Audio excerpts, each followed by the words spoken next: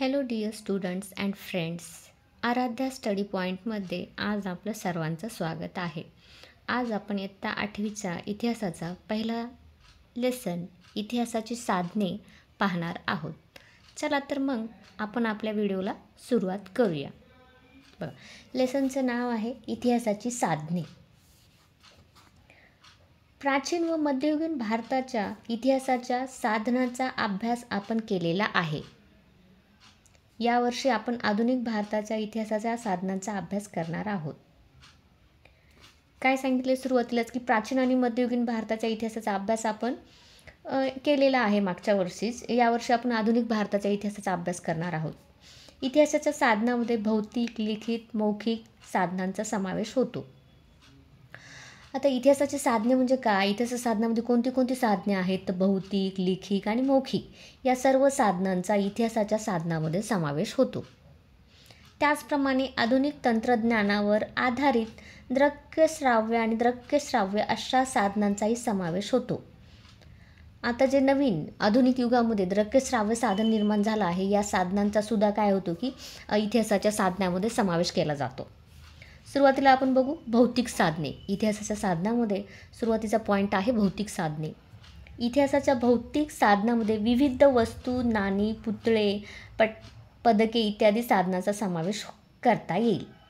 आता भौतिक साधनांचा विचार केला तर त्याच्यामध्ये काय सांगितले की विविध वस्तूंचा समावेश केला जातो. वास्तू, ज्या इमारती आहेत, जुन्या इमारती आहेत किंवा जुन्या वास्तू आहेत, जसं झालं ताजमहल एक वास्तू आहे, परत गेट ऑफ इंडिया एक वास्तू आहे, त्याचासुद्धा भौतिक साधनामध्ये समावेश केला जातो. नाणी, वेगवेगळ्या राजांनी किंवा वेगवेगळ्या शासकांनी आपापली नाणी तयार केली होती आणि त्या नाण्यांचा देखील इतिहासाच्या भौतिक साधनामध्ये समावेश होतो.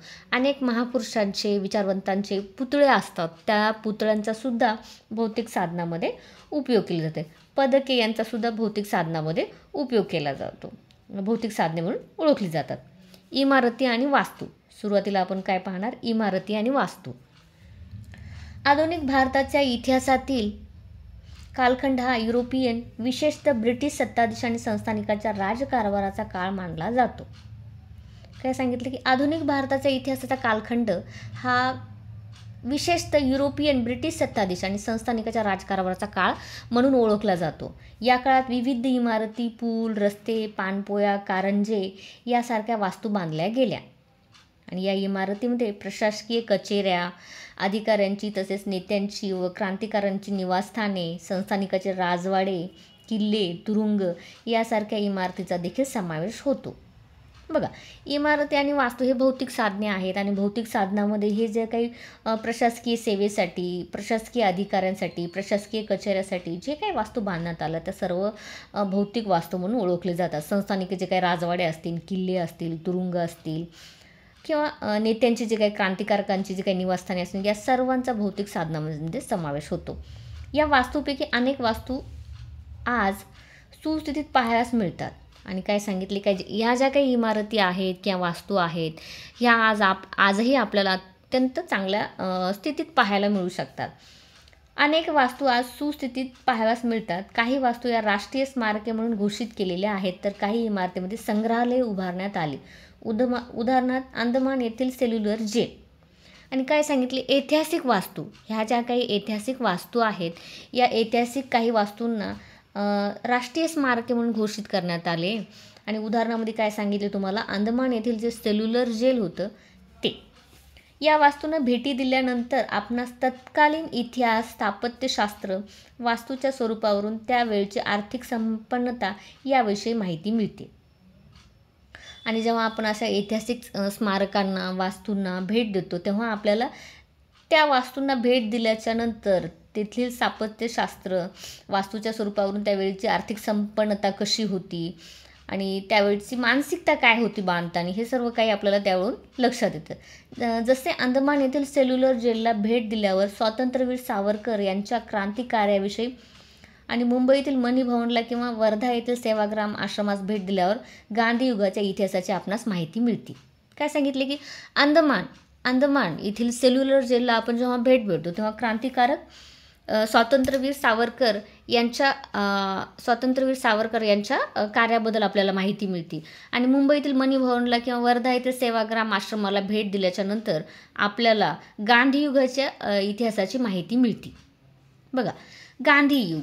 आता गांधीयुग म्हटल्याच्या नंतर आपल्याला महात्मा गांधी यांच्या कार्याचा तर परिचय आहे. त्याविषयी आपल्याला या मनी भवनला किंवा सेवाग्राम आश्रमाला भेट दिल्याच्या नंतर आपल्याला माहिती मिळते. पुतळे आणि स्मारके. दुसरा पॉईंट काय आपला भौतिक साधनामध्ये पुतळे आणि स्मारके. स्वातंत्र्यपूर्व व स्वातंत्र्योत्तर काळात अनेक व्यक्तीची स्मारके पुतळ्यांच्या रूपात उभारली गेली. हे पुतळे देखील आधुनिक भारताच्या इतिहासाच्या अभ्यासाच्या दृष्टीने महत्त्वाचे आहेत. बघा, स्वातंत्र्य मिळण्याच्या अगोदर आणि स्वातंत्र्य मिळाल्याच्या नंतर अनेक महान व्यक्तींची पुतळ्यांच्या रूपात उभारणी करण्यात आली. हे पुतळे देखील काय सांगितले की आधुनिक इतिहासाच्या अभ्यासाच्या दृष्टीने अतिशय महत्त्वपूर्ण आहेत. विविध पुतळ्याहून आपणास त्या काळातील राज्यकर्ते, समाजातील प्रतिष्ठित व्यक्ती यांच्याविषयी माहिती मिळते. पुतळा कोणाचाही उभारला जातो का? नाही. ज्या व्यक्तीने समाजासाठी किंवा जनकल्याणासाठी काहीतरी केले आहे अशा व्यक्तींचेच पुतळे उभारले जातात. उगाच उठलं की सुटलं कोणत्याही व्यक्तीचा पुतळा उभारला जात नाही.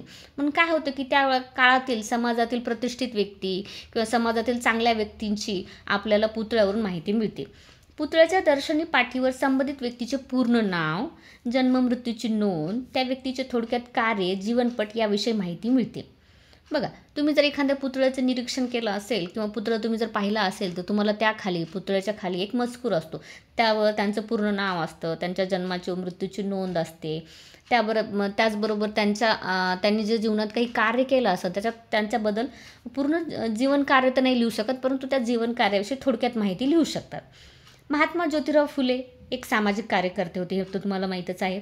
महात्मा ज्योतिराव फुले, लोकमान्य टिळक, डॉक्टर बाबासाहेब आंबेडकर यांच्या पुतळ्याप्रमाणे विविध घटनाच्या स्मृतिप्रित्यर्थ उभारलेल्या स्मारकेसुद्धा संबंधित घटनाकाळ, त्या घटनेशी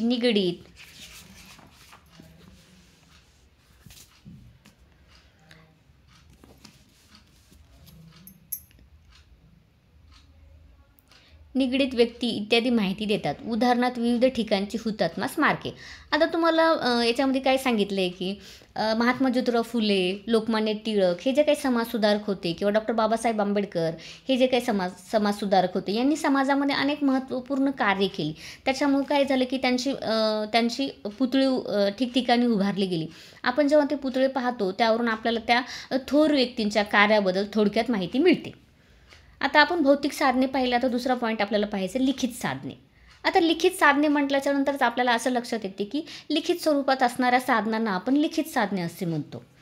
बघा, आधुनिक भारताच्या इतिहासाच्या लिखित साधनामध्ये खालील बाबीचा समावेश होतो. त्या बाबी कोणत्या एक चार्ट दिला आहे बघा तुम्हाला इथे. पत्रव्यवहार, परदेशी व्यक्तींच्या नोंदी, वृत्तपत्रे, चरित्रे. सुरुवातीलाच काय सांगितले? पत्रव्यवहार. आपण जो काही पत्रव्यवहार करतो त्याचाही देखील याच्यामध्ये समावेश होतो. परदेशी व्यक्तींच्या नोंदी, फॅक्टरी रेकॉर्ड्स, नियतकालिके, वृत्तपत्रामध्ये चरित्रे, लिखित साधने, पुस्तके, हे की नाही, हे जे काही सर्व काय आहेत हे सर्व काय आहेत? लिखित साधने आहेत. सुरुवातीला आपण पाहू वृत्तपत्रे व नियतकालिके. बघा, आधुनिक जगात किंवा नाउडेज जरी आपण म्हटलं की वर्तमानपत्राचा आपल्या दैनंदिन जीवनावर फार मोठा परिणाम होत असतो. आपल्या दिवसाची सुरुवातच कशाने होते की वर्तमानपत्रामधील न्यूज वाचण्यावरूनच आपल्या दिवसाची आपण सुरुवात करत असतो. त्यावरूनच आपल्याला समजतं की समाजामध्ये नेमकं आता काय घडत आहे. अजून काय सांगितलं? वृत्तपत्रातून आपणास समकालीन घटनाविषयी माहिती मिळते. त्याचबरोबर एखाद्या घटनेची सखोल विश्लेषण, मान्यवरांची मतमतांतरे, अग्रलेख प्रसिद्ध होत असतात. आपल्याला त्या काळातील राजकीय, सामाजिक, आर्थिक, सांस्कृतिक घडामोडीची माहिती मिळते. बघा, आपण एखादं वर्तमानपत्र सपोज आपण जर एखादं वर्तमानपत्र स्वातंत्र्यपूर्व काळातील पाहिलं तर आपल्याला काय मिळून अनेक क्रांतिकारकांची जी काही कार्य आहेत त्यांच्याविषयी काही लिहिले गेलं असेल किंवा अनेक समाजसुधारक असेल त्यांच्याविषयी काही लिहिले गेलं. स्वातंत्र्यपूर्व काळात अनेक राजकीय क्षेत्रामध्ये राजकीय नेत्यांनी काय केल्या, राजकीय घडामोडींची आपल्याला माहिती मिळते. आता स्वातंत्र्यपूर्व काळात ज्ञानोदय, ज्ञानप्रकाश, केसरी, दिनबंधू, अमृत बाजार पत्रिका यासारखे वृत्तपत्रे लोकजागृतीची महत्त्वपूर्ण साधने होती.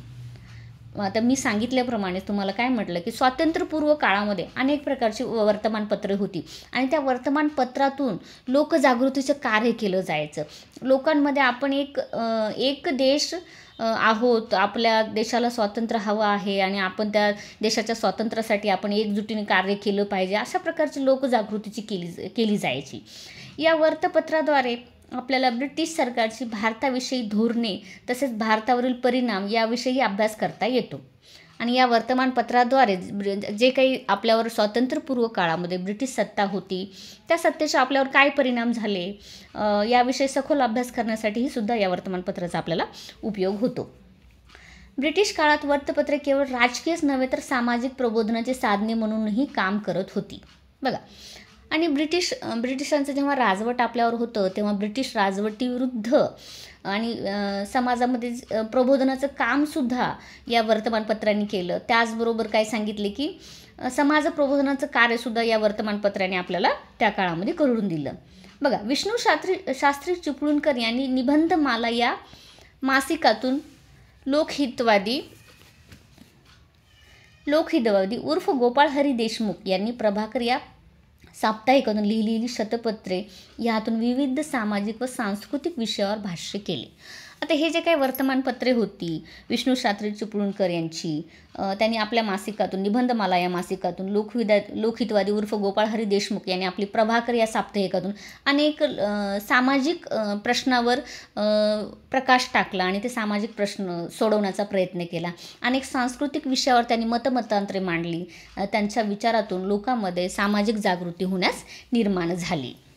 बघा, आता बघा लिखित साधनामध्ये परत नकाशे आणि आराखडे, विविध नकाशे आणि आराखडे.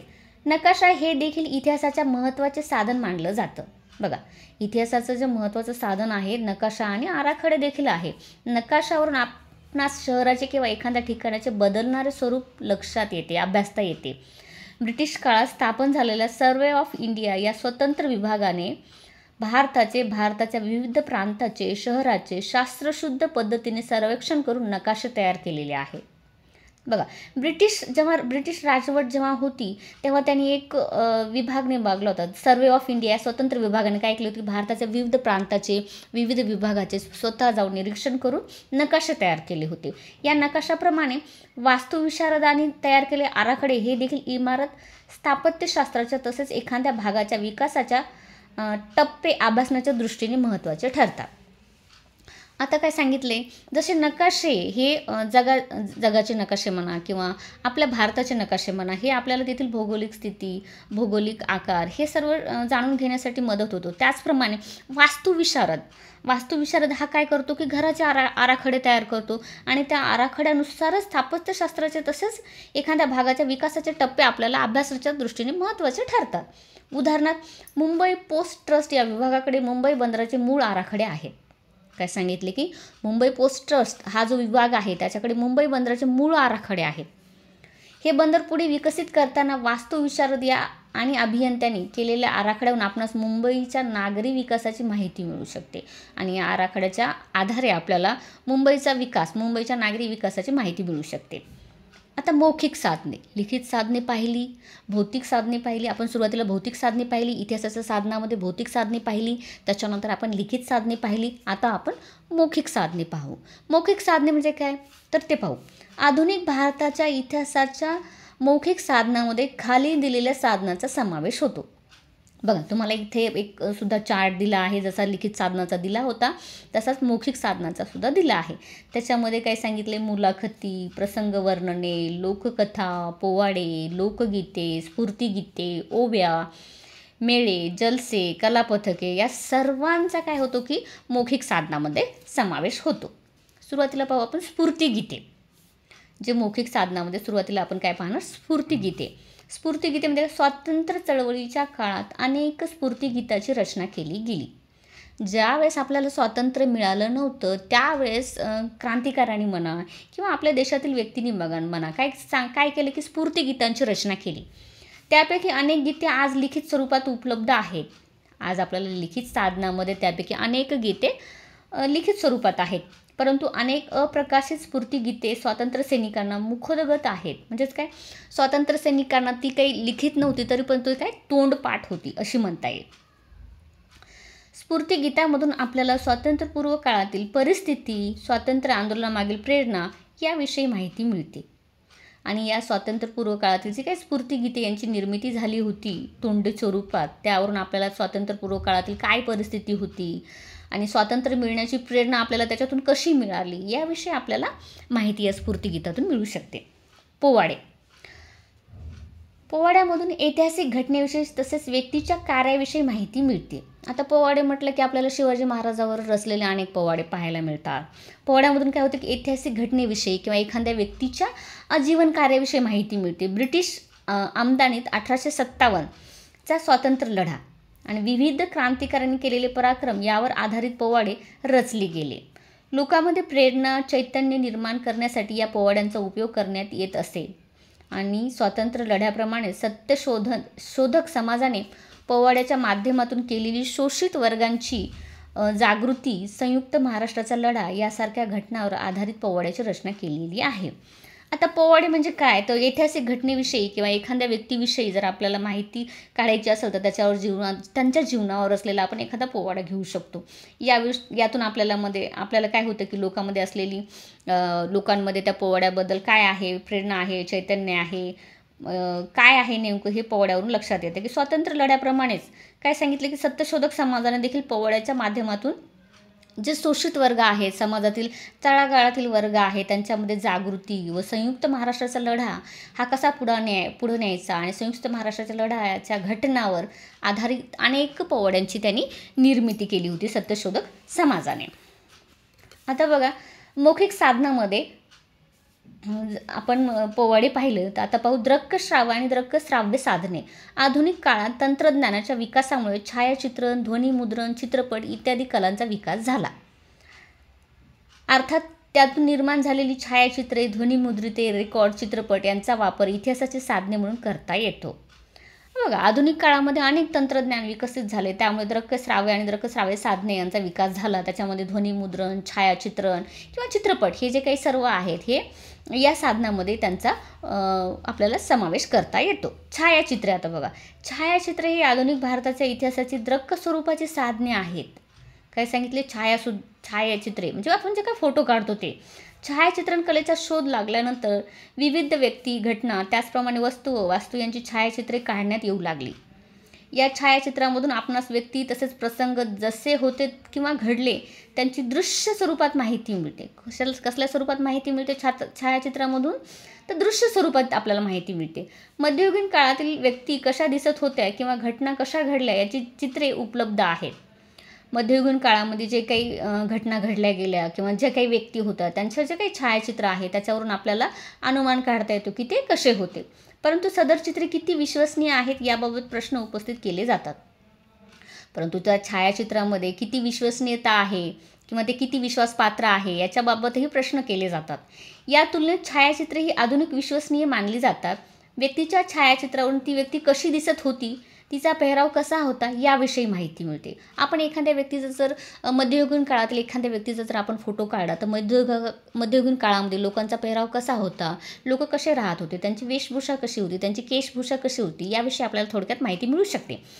प्रसंगाच्या छायाचित्रामधून संबंधित प्रसंग नजरेसमोर उभा राहतो, तर वास्तू किंवा वास्तूच्या छायाचित्रामधून त्यांचे स्वरूप लक्षात येते. आता एखाद्या विशिष्ट प्रसंगी बघा, एखाद्या राजाच्या समयी किंवा त्या राजाभिषेकाच्या वेळेस जर एखादा छायाचित्र घेतला असेल तर त्या प्रसंगाचा आपल्याला त्या प्रसंगाचे छायाचित्र किंवा दृश्य भाग आपल्या समोर येतो. आणि अजून काय सांगितले की एखाद्या वास्तूची जर छायाचित्र काढले असेल तर ती वास्तूची कलात्मकता कशी आहे, ती वास्तू दिसायला कशी आहे याचे स्वरूप आपल्याला थोडक्यात लक्षात येते. आता ध्वनिमुद्रिते म्हणजेच काय, रेकॉर्ड्स. छायाचित्र कलेप्रमाणे ध्वनिमुद्रण तंत्राचाही शोध महत्त्वाचा आहे. ध्वनिमुद्रिते किंवा रेकॉर्ड्स ही इतिहासाची श्राव्य स्वरूपाची साधने आहेत. आधुनिक काळात नेत्यांनी किंवा महत्त्वाच्या व्यक्तींनी केलेली भाषणे, गीते ध्वनिमुद्रित स्वरूपात उपलब्ध आहेत. बघा, ध्वनिमुद्रितेमध्ये काय काय सांगितले की भाषणे, गीते आणि हे सर्व राजकीय नेत्यांनी केलेली भाषणे हे सर्व काय होतं की या ध्वनिमुद्रिते किंवा रेकॉर्ड्समध्ये समावेश केला जातो. त्याचा वापर इतिहासाचे साधने म्हणूनही केला जाऊ शकतो. उदाहरणार्थ स्वतः रवींद्रनाथ टागोरांनी गायलेले जन गण मन हे राष्ट्रीय गीत व सुभाषचंद्र बोस यांचे भाषण यांचा वापर आधुनिक भारताच्या इतिहासाच्या अभ्यासात श्राव्य साधने म्हणून करता येतो. आता बघा चित्रपट. नेक्स्ट पॉईंट आहे आपला चित्रपट. चित्रपट हा आधुनिक तंत्रज्ञानाचा एक आगळा आविष्कार मानला जातो. आधुनिक तंत्रज्ञानाने खूप प्रगती करून चित्रपटाची निर्मिती केली आहे. 20व्या शतकात चित्रपट तंत्रज्ञानात मोठ्या प्रमाणात प्रगती झाली. दादासाहेब फाळकेने इसवी सन 1913 भारतीय चित्रपटसृष्टीची मुहूर्तमेढ रोवली आणि भारतीय स्वातंत्र्य लढ्यातील दांडी यात्रा, मिठाचा सत्याग्रह, चले जाव आंदोलन यासारख्या ऐतिहासिक प्रसंगाच्या ध्वनिचित्रफिती उपलब्ध आहेत.